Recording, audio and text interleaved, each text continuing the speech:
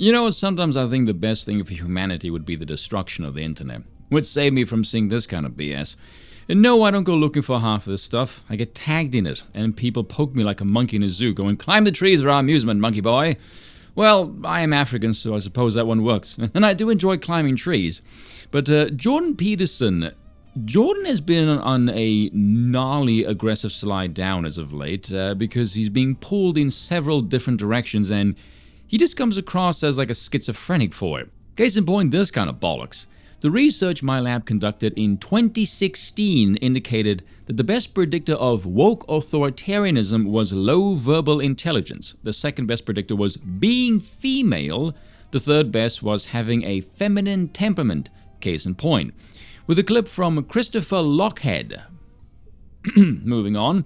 No one ever accused Hamas holes of being smart. Well, considering the phrase accused refers to wrongdoing and being smart is not a moral ill, that statement doesn't even make any sense. And then again, I'm not expecting philosophical greatness from someone who says Hamas holes either. We're surrounded by idiots.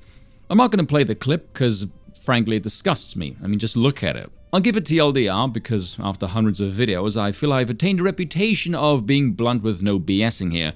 Though I'll link it down below, feel free to peruse it on your own time. It's one leftist pointing out the ignorance of the other. Two flavors of pride in an in-group dispute, both blue pill regime brain.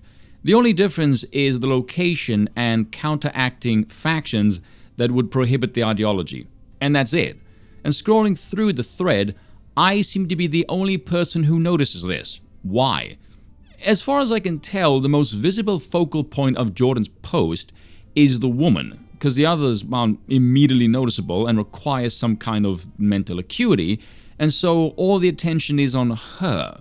However, the guy on the left there says to the ditzy bint, no, Israel has gay pride, Israel is completely open to lesbian and gay people. What is the point of this exchange, really? To showcase her political ignorance or trying to court her into supporting the other in-group faction of leftism because they are more accommodating of what she supposedly believes in? Curious. Now, Jordan, what did you say a few weeks ago? We have Pride Month. Well, what are we celebrating? First of all, how about we don't celebrate pride? Pride's a cardinal sin. And you might say, well, they don't mean pride. They mean it's a group of oppressed people, and now they're just finding their identity and they're getting some security in that identity. And so what they mean by pride is security in that identity. It's like the word's pride. That's the word that was chosen. And it's pride in relationship, as far as I can tell, to nothing but hedonistic self-gratification. It's like your identity is going to be your sexual desire. That's your identity, your sexual desire. So that means you've reduced your identity to the most immature and hedonistic part of you, the part that would exploit someone else for your own gratification, for example, the part that would exploit you for your own gratification. And now that's your identity. And now that's what we celebrate. Yeah, no, that's a very bad idea. Huh. Now isn't that fascinating? Because Professor Peterson's meteoric rise to fame was primarily railing against the pronoun debacle and Bill C-16 over there in Canada, and I seem to recall in that GQ interview him saying he wants to be remembered as someone honest. I think that ship has sailed by now. One of the questions he kept asking was, when does the radical left go too far? On the one hand, Jordan, you appear to have some overlap with a band that is very openly against pride. Whilst you claim to regard that as a cardinal sin, it appears, however, the punishment for that sin from that band you deem a bit harsh, shall we say. On the other hand, you favor a regime where it's promoted. It does appear that as long as that brand of overreaching leftism is over there, you seem to be totally fine with it. Oh, how very NIMBYist of you. I do wonder, do you think we can get him to condemn the pride in Tel Aviv? Somehow, I don't think so. Why do you think that is? Do tell. Oh, but before you do, maybe get Benny Bo Shapiro's permission. However, in the tweet you mention woke authoritarianism, yet with a post featuring two leftists, both appearing to be in favor of pride, but the focus seems to be on the ignorance of one party whose faction alignment is not in coherent line with her social views. I'm going to assume you favor this in some form if you're chastising one party for their ignorance on their favored political faction. Again, what is the point of this tweet exactly? Because if you were trying to chastise both, no one seemed to register that. But to get back to Jordan's often pondering question, when does the radical left go too far? If I'm using his own espoused political leanings, it appears to be when there's a physical pushback. But much like so many leftists, he can't identify when to turn the spigot off and keep the energy from animating till the point where the degeneracy reaches unacceptable levels and force becomes a viable and desired mitigation strategy. Now, his main issue all those years ago was against state-compelled speech. In essence, the state stepping in and guaranteeing someone else's capacity to avoid discrimination. But humans discriminate against each other all the damn time. As a matter of fact, discrimination is the very basic foundation of a meritocracy. The discrimination there being the use of variables to deduce who's the best person for the job, ideally to ensure the highest profit margin. So the question becomes, who is the state affording these rights to, and for what purpose? What is the benefit to the civilization at large in gifting certain people more rights based on whichever characteristics, and why those characteristics in particular? What does your civilization value that these rights are necessary, and according to who?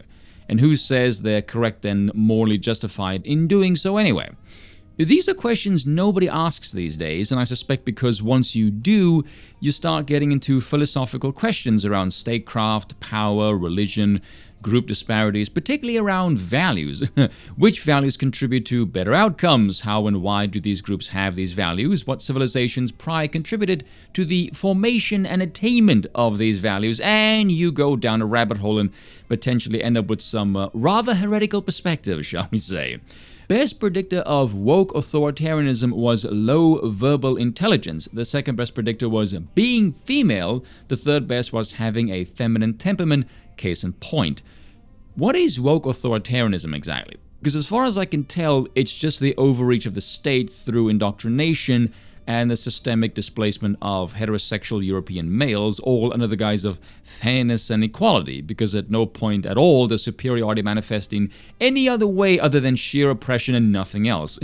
In essence, deliberate destruction of civilization. Now, I don't know about all of you, but I'm not exactly in favor of that, because I have this bizarre idea born of history and common sense that the people who never made an advanced civilization will never be able to maintain and actually run a more advanced civilization. Case in point, things like that.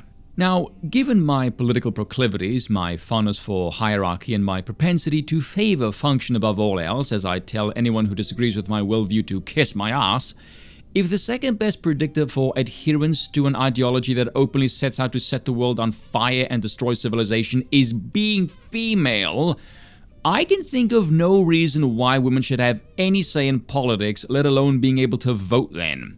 Never mind the silliness of the video, Jordan. By your own findings, how is championing the removal of women from the political sphere not the best way to combat all of this? The other two is a female temperament and low verbal IQ.